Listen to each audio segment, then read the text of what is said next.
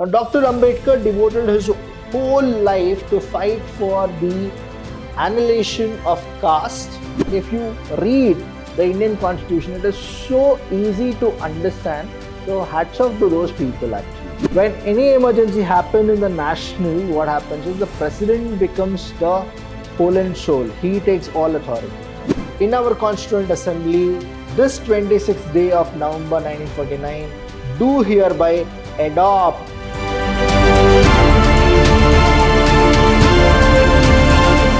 Hello everybody, a warm welcome to one and all. I'm Vidhyaashram from the Department of Commerce and Management in Vidhyaashram First Grade College, the Temple of Excellence. Now in this session, we're going to learn something about the introduction of constitutional values. Now let's understand what we have.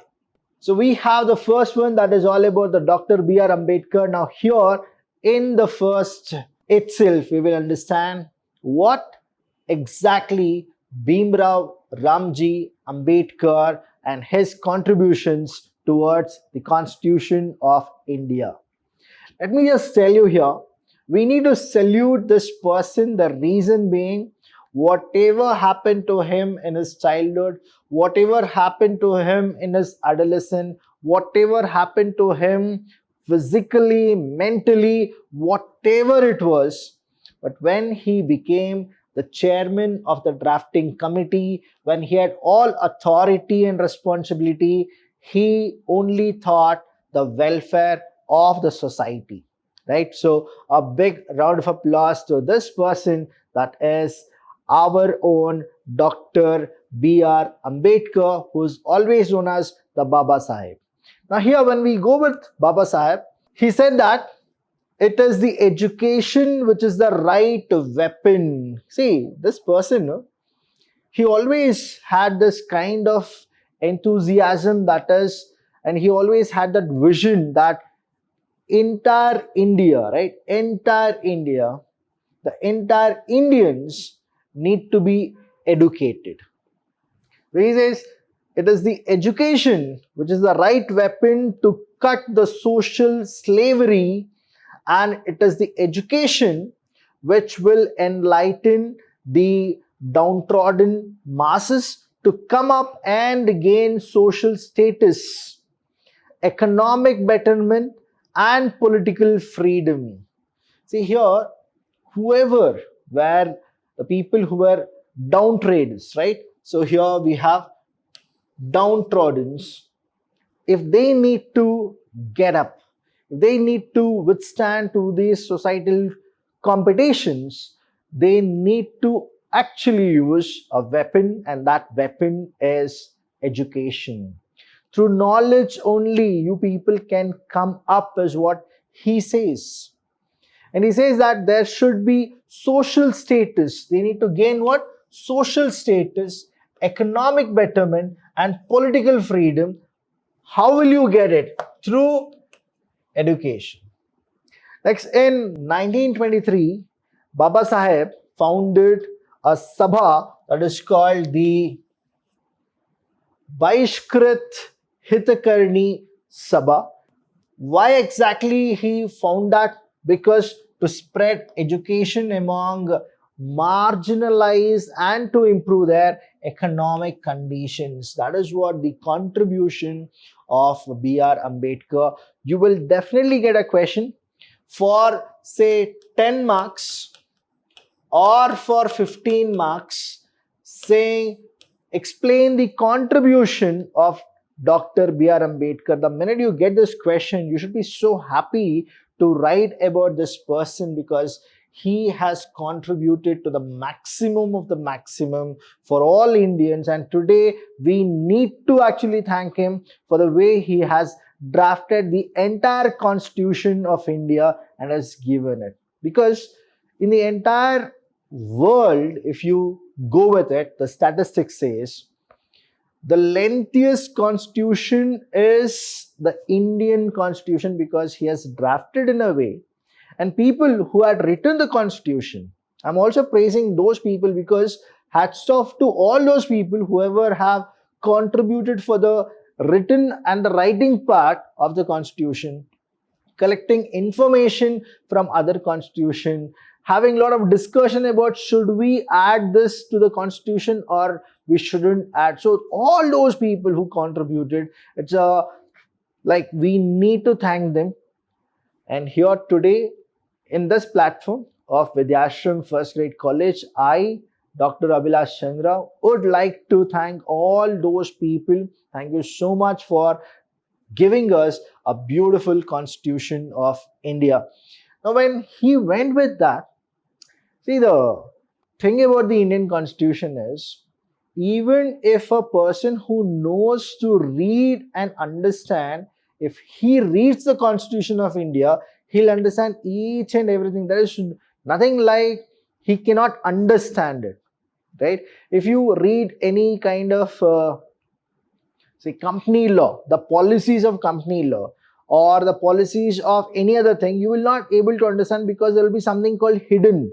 But here, if you read the Indian constitution, it is so easy to understand.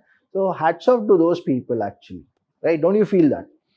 So moving forward, we have again here the society. When we go with that, that's all about the changing hierarchy structure of Indian society. What really happened? Now, Dr. Ambedkar devoted his whole life to fight for the annihilation of caste by proliferate a movement against the evil of the caste system. He was always against this caste system.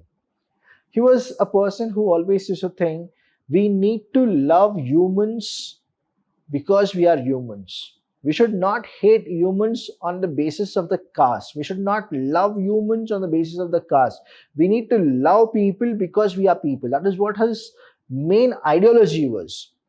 Being himself a Dalit, he made all his efforts to change the hierarchical structure of Indian society and restoration of equal right, equal justice. See, equal right and equal justice. See, I'm not talking anything about 2024. I'm talking about when Baba Sahib was there. What is the mindset of people? Even I feel so sorry when I see the political parties where they feel that this particular religion is for this particular vote bank of the party. This religion is for some other party. I'm telling you, why did these people fought against the casteism? But what is the 2024 now we are doing? We are actually identifying the party with a caste. We are identifying a party with a religion. Don't you feel whatever they fought for, we are ruining it? And we should never ruin what our leaders, our fighters, the freedom fighters have done it. We should always support their ideology. So here he went with the equal right and equal justice to marginalize and abolish of untouchability. Understand the cruelty of human back then. They were having a kind of feel that there are few people where we are not supposed to touch them and they are called untouchable. See, how can a human be like that? How can we degrade people like that? And Baba Sahib was always a person who used to fight against this, and hats off to him. I always feel that if he wasn't there, if the freedom fighters weren't there, if people like so many people in India like Mahatma Gandhi ji or Nehru ji or Lal Bahadur Shastri, Bhagat Singh, see, I can name so mani people. I don't want to miss out anybody. I want to give the credit to all freedom fighters who have fought for us, right? From Kitturani Channamma to Sanguli Rayanna to so many people who have always helped the nation to develop, their state to develop, their kingdom to develop, right? So we need to actually go through their visions and their missions. He stood for a complete reorganization and reconstruction of the Hindu society on the principle of equality free from casteism. So he always wanted to abolish the untouchable, as well as he wanted to give equal right and equal justice to everybody. Now, he advocated a society based on three fundamental principles. The first is all about liberty, equality, and fraternity. So they were the key fundamental, that is a basic. It is what? The fundamental, when I say it is basic principles. And Dr. Ambedkar was a remarkable liberal crusader who realized the ideological hollowness of Dalit movement and provided necessary ideology to it. He created awareness among depressed classes to have the graceful life. So this is what the contribution of B.R. Ambedkar is. Now next one, when we go with the political, what really happened here is the political party. He formed 3 political parties, which is the Independent Labour Party, the Republic Party of India, and All India Scheduled Caste Federation, which were instrumental in organizing Dalit community and raising voice in favor of Dalit community. Reservation in the election. Now what did he do for the reservation in the election? He represented the untouchables to the Round Table Conference in 1930. Due to his consistent, ceaseless effort, the Harijans were granted reservation of the seat in the election.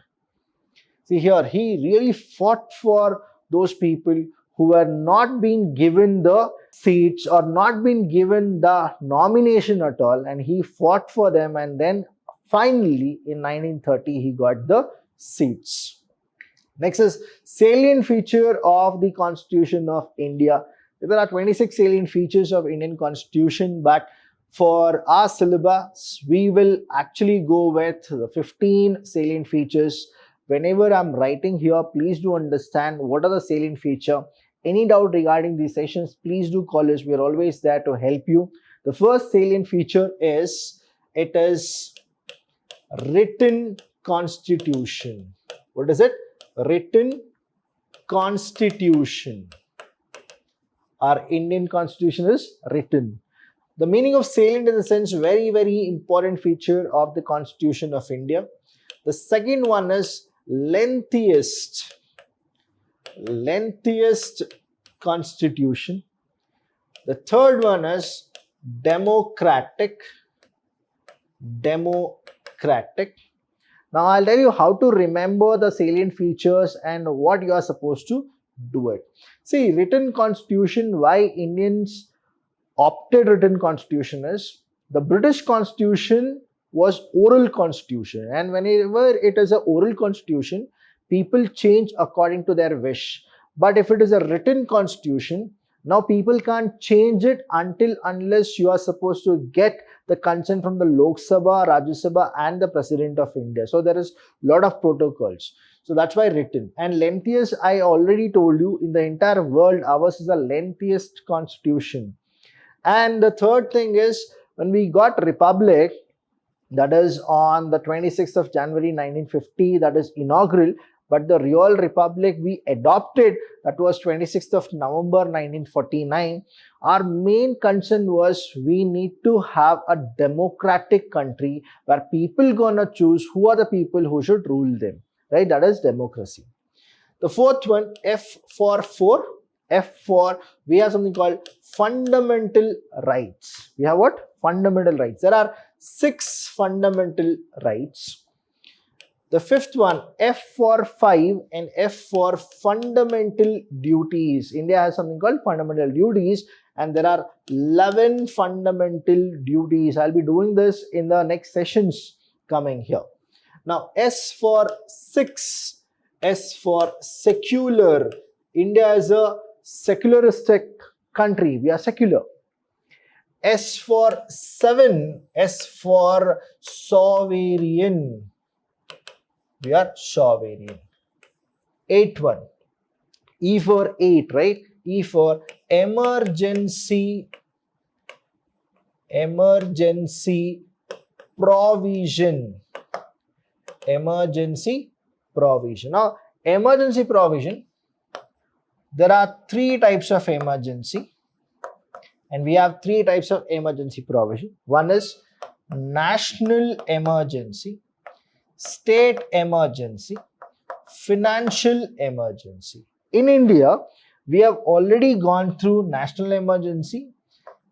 In the states also, we have gone through state emergencies in a different states. But till now, financial emergency has not occurred. We have gone under financial crisis, but not financial emergency. Indira Gandhi period, that is when we had two national emergencies. State emergency, why it happens, national emergency, why it happens, the causes are different. When any emergency happens in the national, what happens is the president becomes the whole and soul. He takes all authority.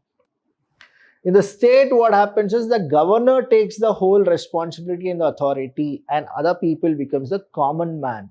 So that is the reason national emergency provision is there and state emergency provision is there. Till now in India, we have not gone across financial emergency. Please don't get confused. Demonetization is not financial emergency. Demonetization in the sense that monetization what we had, that doesn't have a value. That is what it was. So don't get confused. India has never gone under financial emergency, and India will never go for financial emergency, because our government and people of India will never let this thing happen, that is financial emergency. I'll continue here. The ninth point we have, I'll just write it here, the ninth one. In India, we have parliamentary form. See, the 9 is there. The mirror image of 9, if you go with it, it is P, right? Parliamentary form. Parliamentary form. We have, say, the Lok Sabha, the Rajya Sabha is there, right? So, parliamentary form. The 10th one, we have single citizenship. We have what? Single citizenship. The 11th one, we have bicameral government. That is the state government and the central government. 12th one, it's all about, we have preamble. We have what? Preamble. Preamble is a very important topic. I'll be doing it. Preamble. That is the face of the constitution, the index of the constitution. 13th one. We have something called Directive Principles of State Policy. Directive Principles of State Policy. We call it as DPSP, Directive Principle of State Policy. Now the 14th one. 14th one. Adult suffrage. Adult suffrage. Now, adult suffrage, adult franchise, if you go with it, right? We have something called as the voting power. And earlier, before 1988, the voting rights for any person in India was 21 years. After Rajiv Gandhi became the Prime Minister of India, he reduced it from 21 to 18 years. So anybody who is 18 years and above, they have a right to vote. So that is called adult suffrage. The 15th one is special provision. Special provision for scheduled caste and scheduled tribe. So special provision. So these are the 15 salient feature. If you write it, you will be getting 15 marks easily. And there are so many other things. Say you have judiciary review also. You can put it here, judiciary review. Say the 16th one also, I'll just tell you, judiciary review. That means here what will come? District Court, High Court, Supreme Court, all those things will be added here. So these are the salient feature. Next is here Nehru's contribution. What did the first Prime Minister of independent India, Jawaharlal Nehru, and his contributions are? See, many people say many things, but history can't be changed. People perception and the perception can actually change, but history will be the same. So Nehru was the real architect of India's constitution. People actually say this. Ambedkar's role came much later when all decisions were already made. Ambedkar's drafting committee was asked merely to dress the baby, in the words of one of its member. I didn't say this nor anybody. It is said by a person who was a member of the drafting committee. All major principles of India's constitutions were decided by the experts. Committee of the Congress Party and the two top committees, that is the committees of the Constituent Assembly, all headed by Nehru. Nehru was a person who headed that, is what people say, and it was the real fact. Then besides the preamble, Nehru's intellectual fingerprints can be seen all over the Constitution. Most of the defining ideals, principles and guarantees in the Constitution, for which it is globally acclaimed, had found passionate expression in Nehru's speech while introducing the objective resolution. So that is what the contribution of Jawaharlal Nehru, and you will be getting this for 5 marks, and you can write these 5 points, you will be getting the 5 marks. Next is preamble.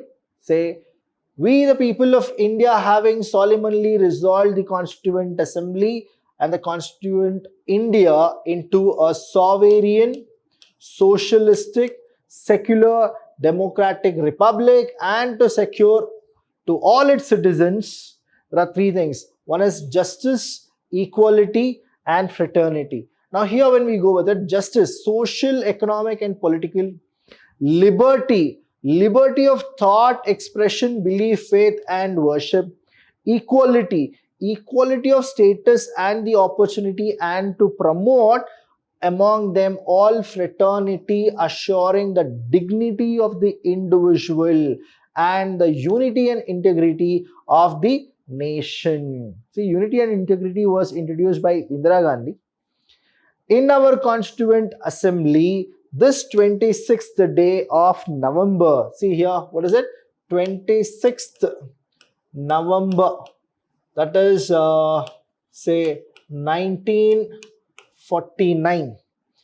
In our Constituent Assembly, this 26th day of November 1949, do hereby adopt, we have adopted, enact and give to ourselves this Constitution.